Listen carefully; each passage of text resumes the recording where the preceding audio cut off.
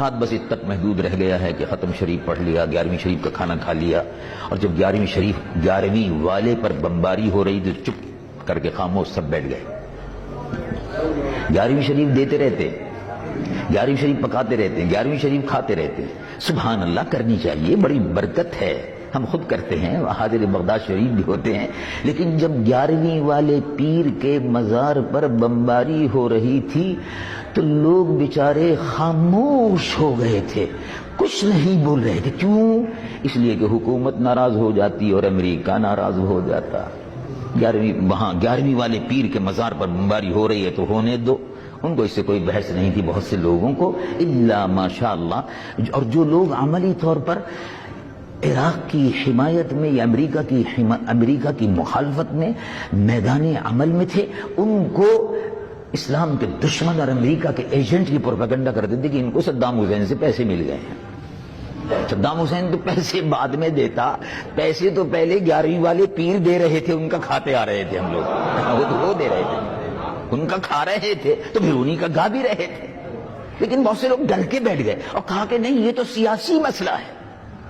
اب لوگوں کے لیے بڑا آسان ہے کسی چیز سے جان چھڑانا ہو، نہیں یہ سیاسی مسئلہ ہے۔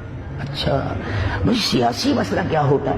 کہاں یہ بغداد شریف پر اگر بمباری ہو رہی ہے تو اس کے خلاف احتجاج کرنا یہ بھی سیاسی مسئلہ ہے۔ اچھا تو یہ بھی سیاسی مسئلہ ہے اور حکومت بھی سیاسی مسئلہ ہے اور یہ بھی سیاسی مسئلہ ہے، تو پھر سیاسی مسئلے کس کے لیے رکھو گے بھائی؟ تو پھر یہودی سیاسی مسئلہ چلائیں گے مسلمانوں کا، پھر عیسائی مسلمانوں کا سیاسی مسئلہ چلائیں، اور ہندو مسلمانوں کا سیاسی مسئلہ حل کریں۔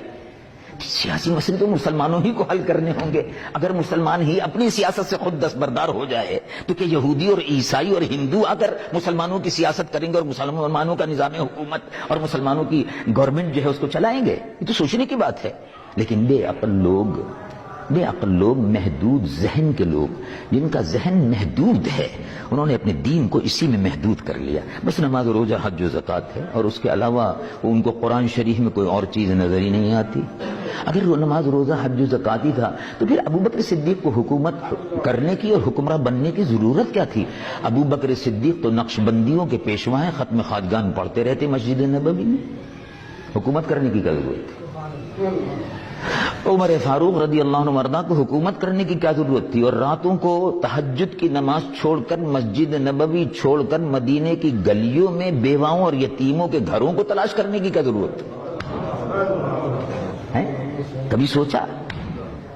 عثمان غنی، علی مرتضیٰ، یہ خلفائے راشدین تھے، یہ مصلی پر کھڑے ہو کر نماز بھی پڑھاتے تھے، اور جیسے رسول اللہ صلی اللہ علیہ وسلم رات کو تہجد پڑھتے تھے، صحابہ تہجد پڑھتے تھے، اور دن میں جب عمل کا وقت ہوتا تھا تو میدان بدر میں جہاد کے لیے کود پڑتے تھے۔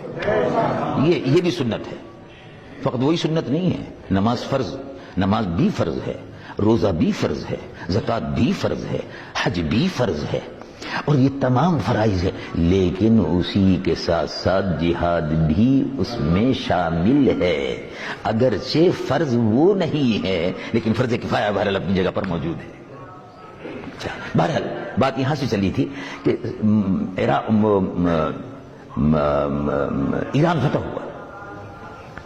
ایران فتح ہوا۔ اب دیکھو، اگر کوئی آدمی ممبر پر بیٹھ کر کوئی آج کل کے زمانے میں سیاسی گفتگو کرنے لگے کہ فلاں جگہ مسلمانوں پر مظالم ہو رہے ہیں، فلاں جگہ مسلمانوں کے ساتھ یہ زیادتی ہو رہی ہے، تو بعد میں مقتدی اور مصلی میں اپنی متشرع حیثیت کے حاضر ہوتے ہیں، امام صاحب آپ نے تو بڑی سیاسی تقریر کر دی، کیا ضرورت تھی ذکر کرنے کی؟ چیچنیا، پتہ نہیں چیچنیا کہاں ہے، اخبار ہی نہیں پڑھتے، بے وقوف جاہل اخبار نہیں پڑھتا، اس کو جغرافیے کا پتہ نہیں کہ چیچنیا کہاں ہے، مسلمانوں کے حال سے بے خبر ہے۔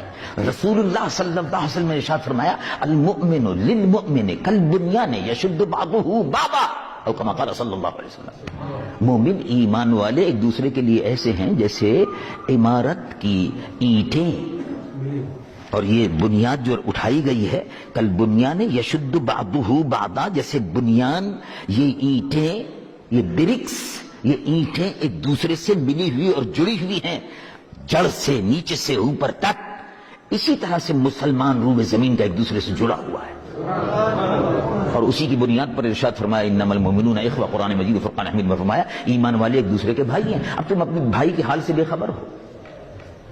ہم نے دیکھا کسی شخص نے کہا کہ بہت بڑا اجتماع ہوتا ہے لاہور کے قریب، کچھ لوگ بستر لے کے جاتے ہیں، اجتماع کرتے ہیں، تو وہاں کوئی دعا وغیرہ ہوئی تھی؟ نہیں۔ ہاں دعا ہوئی تھی۔ کیا دعا ہوئی تھی؟ بس یہ اللہ گناہوں کو معاف فرما، اللہ روزی میں برکت عطا فرما، بالکل ٹھیک ہے۔ اللہ بیماروں کو شفا عطا فرما، بالکل ٹھیک ہے۔ مسلمانوں کے لیے بھی دعا ہوئی تھی، اللہ مسلمانوں کو نیک بنا، سبحان اللہ، بڑی خوشی کی بات ہے۔ نیک بنا، ایک بنا، بالکل خوشی کی بات ہے۔ اور بھی کوئی دعا ہوئی تھی؟